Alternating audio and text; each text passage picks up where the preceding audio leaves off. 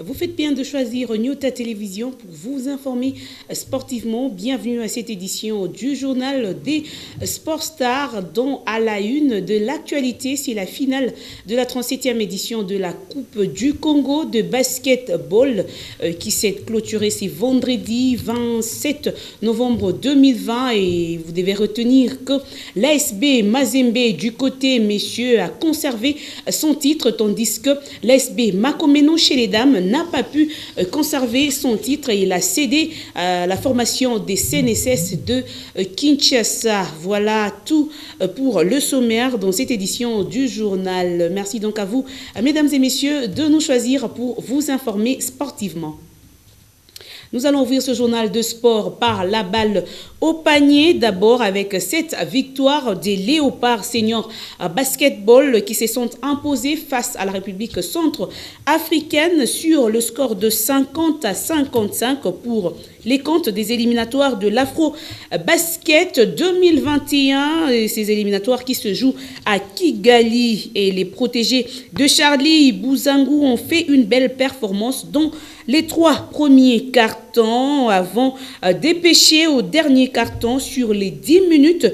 L'RDC n'est sorti qu'avec un seul panier, soit 2 points. Et malgré cela, la victoire est restée congolaise. Pour le compte toujours de ces éliminatoires, retenez que la prochaine rencontre des Léopards, c'est pour ce samedi 28 novembre 2020. Ça sera face à la Tunisie, un match qui va se jouer à 10h. Et le dimanche 29 novembre, l'RDC jouera le Madagascar au coup de 12h juste.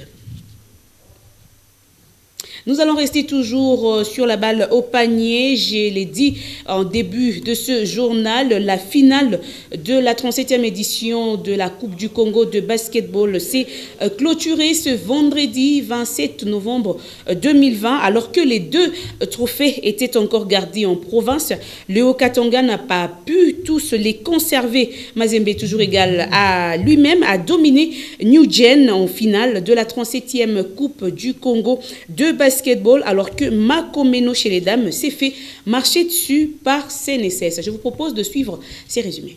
C'est une équipe de Makomeno méconnaissable qui s'est logiquement fait laminer par CNSS en finale de la 37e édition de la Coupe du Congo de basketball. 50-74, soit 12 paniers d'écart était le score au finish. Déjà au premier carton, les coéquipières de Sele Basonga se sont caractérisées par des ratés, mais réussissent tout de même à marquer 5 paniers. 10-20 était le score au premier carton. Visiblement, en manque de trac et des conditions physiques, les Haut-Katangaises terminent le deuxième carton avec un grand écart de 17 paniers, soit 27 contre 59. La lourdeur s'invite à la faiblesse de Makomeno, notamment en défense. CNSS en profite avec un pressing en 1 contre 1 pour fatiguer davantage son adversaire. À l'arrivée, le score est sans appel, 50-74. La messe est dite. Makomeno cède ainsi son trophée et ne va se contenter que de la 3e place au classement final. La province sportive du Haut-Katanga peut toutefois se consoler avec le sacre de Mazembe en version masculine. Les Corbeaux ont été plus forts que la formation de New Gen qu'ils ont dominé du 1er au 4e carton. Mazembe le tout-puissant. Ce qualificatif colle bien les poulains de Simplice Chibangu en cette 37e édition de la Coupe du Congo de basketball. Conserver le titre de champion du Congo est une mission réussie. En tout cas, comme depuis plus d'une décennie, les Corbeaux survolent le basketball masculin de la République démocratique du Congo. Reste à présent de prouver cette bonne forme en Coupe d'Afrique.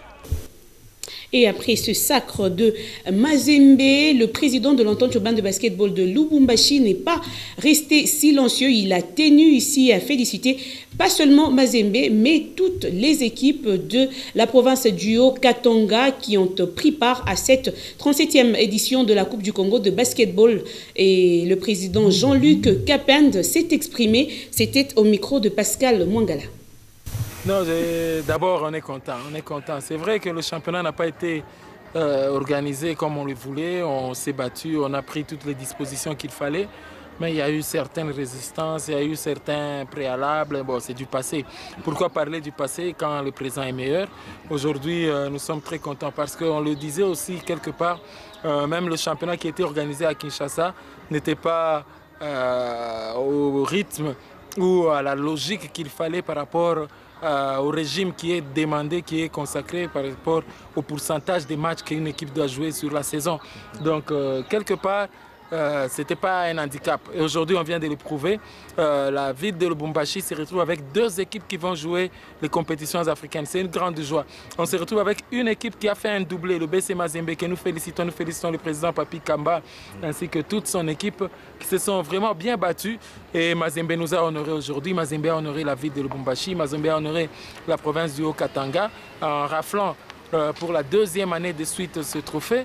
Et de l'autre côté, nous avons le BC Radi. C'est une équipe qui a consacré beaucoup d'abnégation, beaucoup de sacrifices. C'est l'équipe qui s'est vraiment battue depuis le début de la saison. C'est une équipe qui s'est entraînée jour et nuit. Je crois que c'est le travail qui a payé. Aujourd'hui, Radi se retrouve 2e du côté des dames et va jouer l'Afrique. Félicitations aussi au président Guiwechi ainsi qu'à toute son équipe.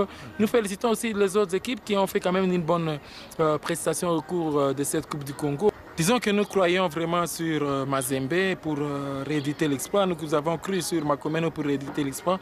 Mais malheureusement, Makomeno était dans la distraction pour cette saison. C'est l'équipe qui n'a pas voulu jouer le championnat. C'est l'équipe qui n'a pas voulu mieux se préparer.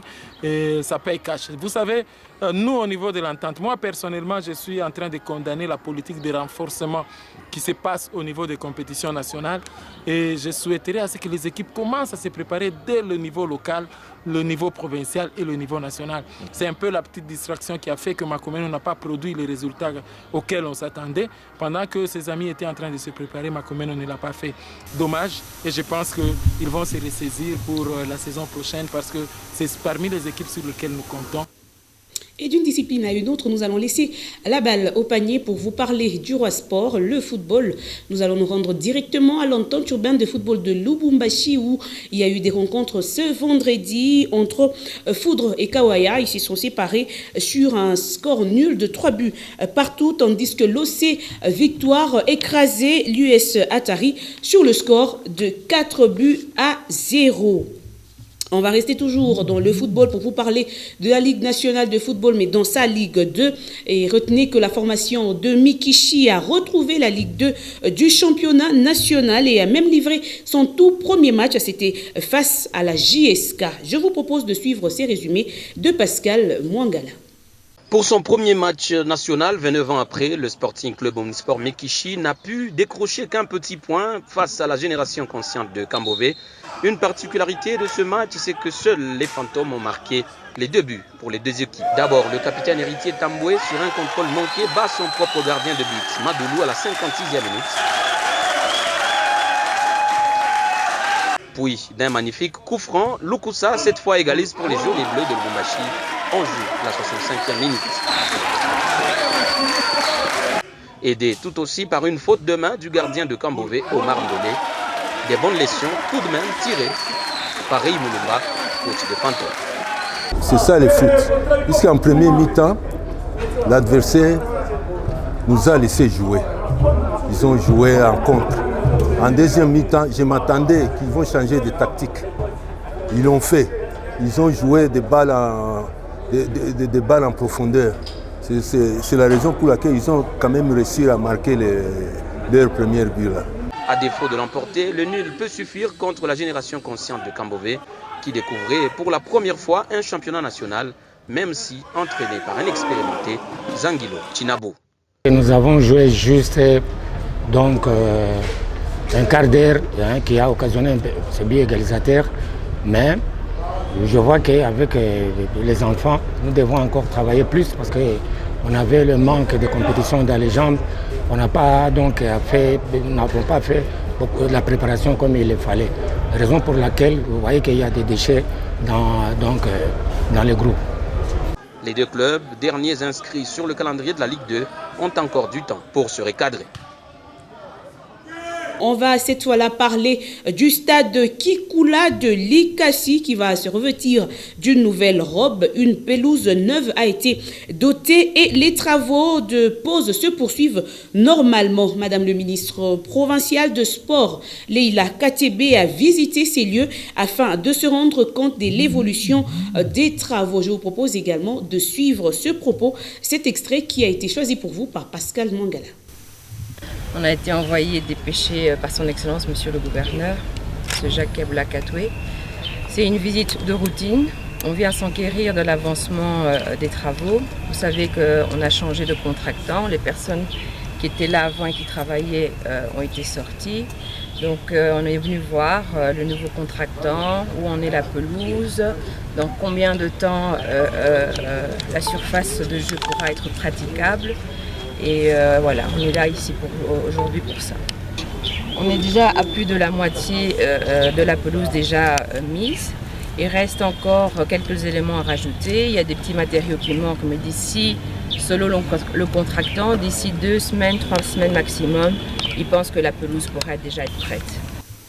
On va rester dans la Ligue nationale de football pour vous parler de la Ligue 1. C'était les tout-puissants Mazembe s'était imposé sur un score lourd des 6-0. C'était face à l'équipe de la ville, Lubumbashi Sport. Joël Banewa revient sur ce qu'a été cette rencontre.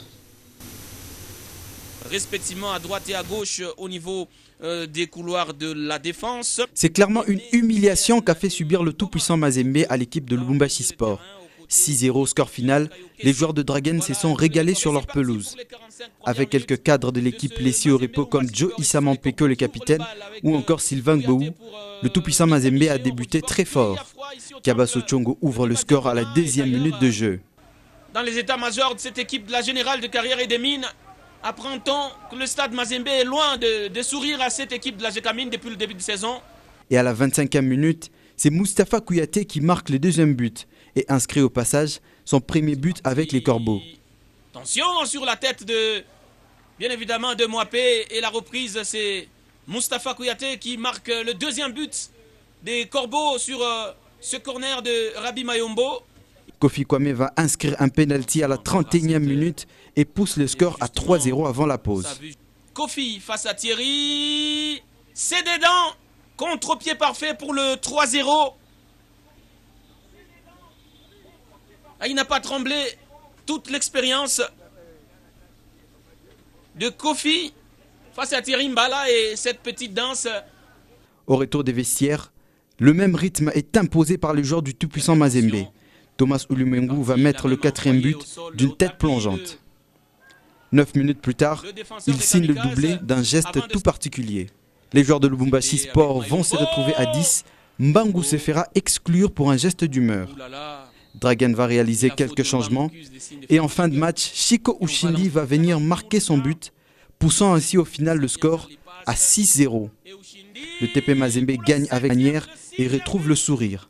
Les Corbeaux comptent désormais 16 points au classement général.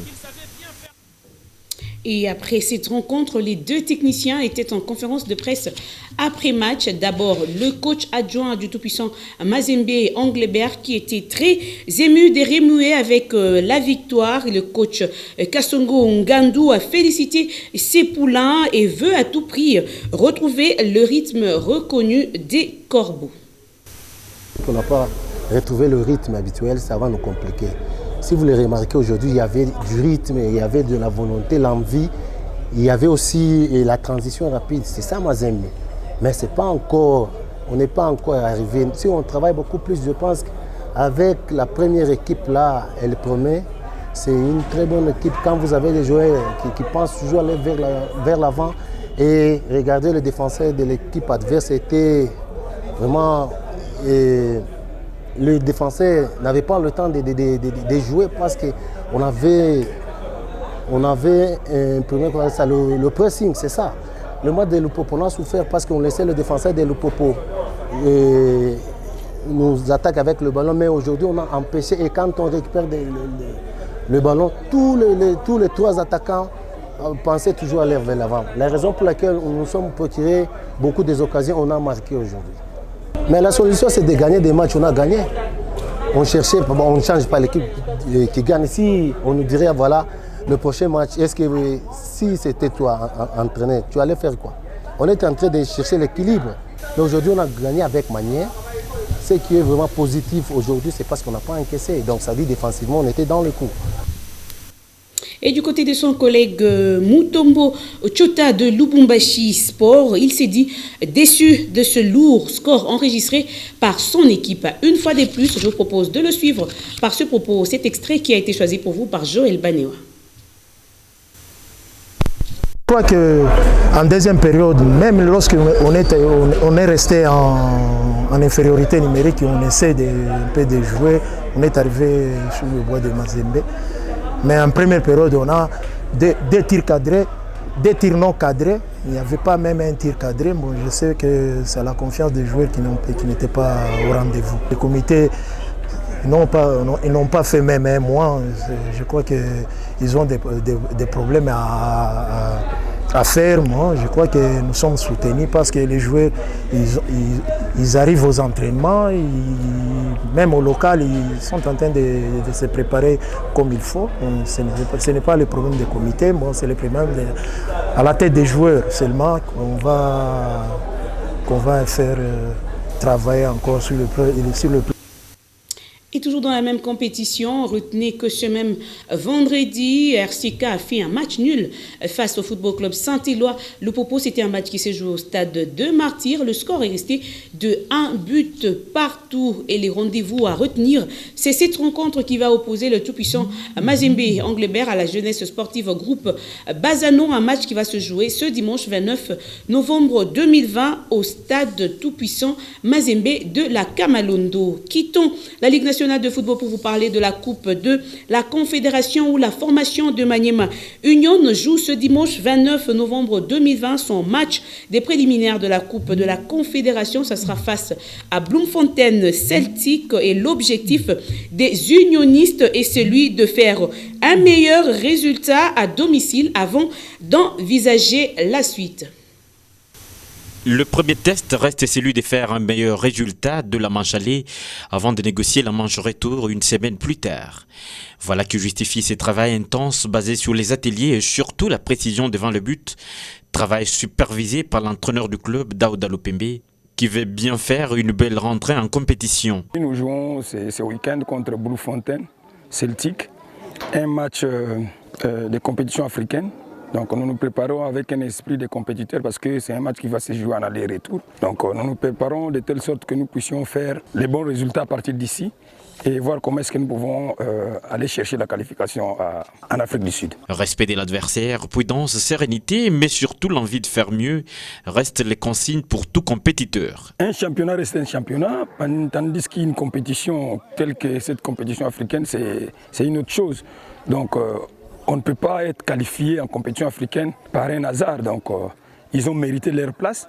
Donc, nous les prenons au sérieux. Ce n'est pas par hasard qu'ils sont arrivés à ce niveau-là. Donc, ils ont fait quelque chose en Afrique du Sud. C'est pourquoi ils sont là. Nous savons très bien que c'est un adversaire de taille.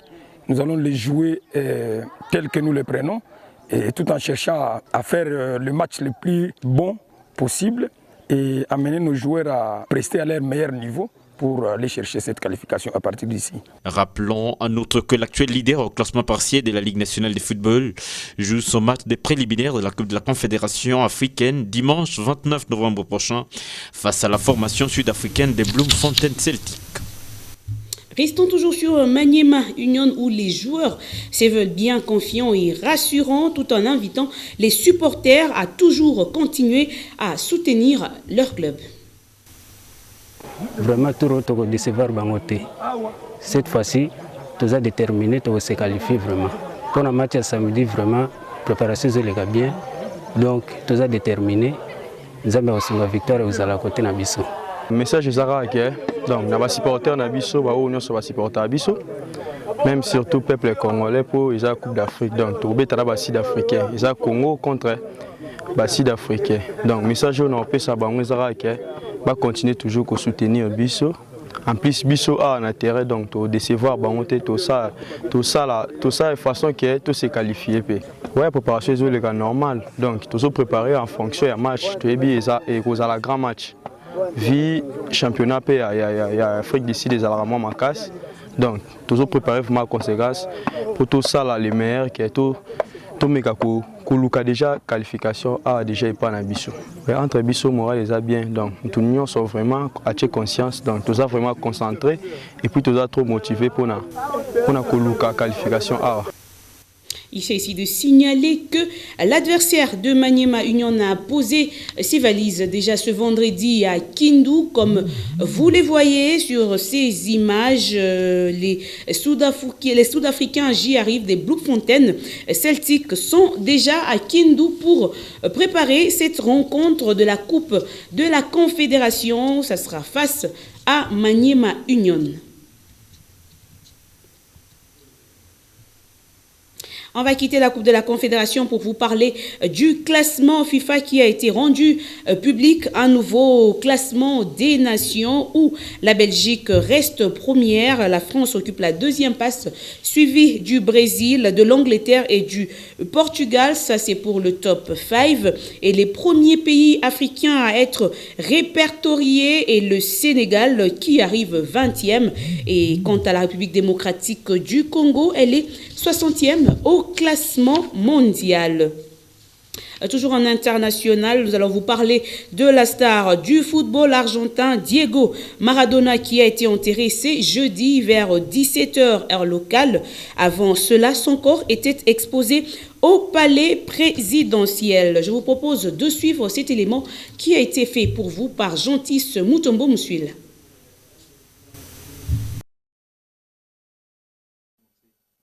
De le quartier de Boca à Buenos Aires, mais aussi en Europe, à Naples et à Barcelone, au lieu de la carrière du Pibé de Oro, l'émotion s'est répandue dans les rangs des fans.